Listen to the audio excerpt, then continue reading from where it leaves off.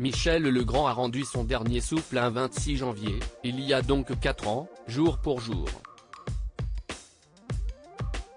Il avait alors 86 ans lorsqu'il a été emporté par une septicémie, après avoir été hospitalisé pour une grave infection pulmonaire.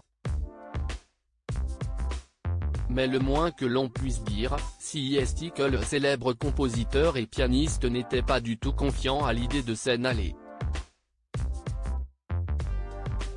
Le jour de sa mort, son manager Philippe Guibouste, qui s'est occupé de sa carrière pendant une vingtaine d'années, avait fait des confidences sur l'artiste, dans les colonnes du Parisien. Il a notamment expliqué que le mari de Macha Merrill avait une peur bleue de la mort depuis l'âge de 18 ans.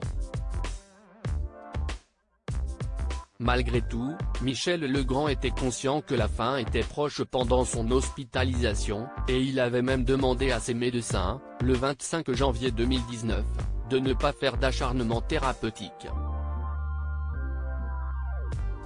Comme un signe du destin, il est parti cette nuit, le 26, donc, à 2h45, très entouré et très serein, comme l'a indiqué son manager à nos confrères. Avec émotion, Philippe Guibouste affirmait que l'artiste a eu une belle fin de vie avec Macha.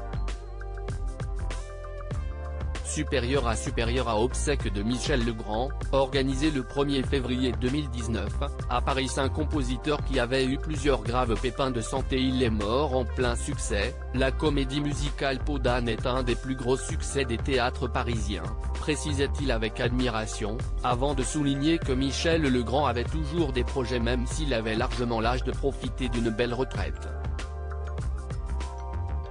Et sa vie, le compositeur l'a brûlé par les deux bouts en se donnant à 100% à sa carrière musicale.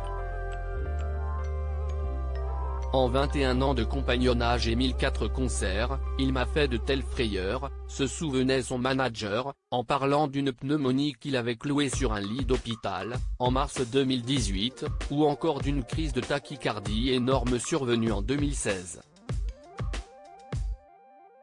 Malgré cela, l'artiste retournait aussitôt sur scène, par amour de son public et de la musique. Article écrit avec la collaboration 6 Média Crédit Photo, Rachid Bellac.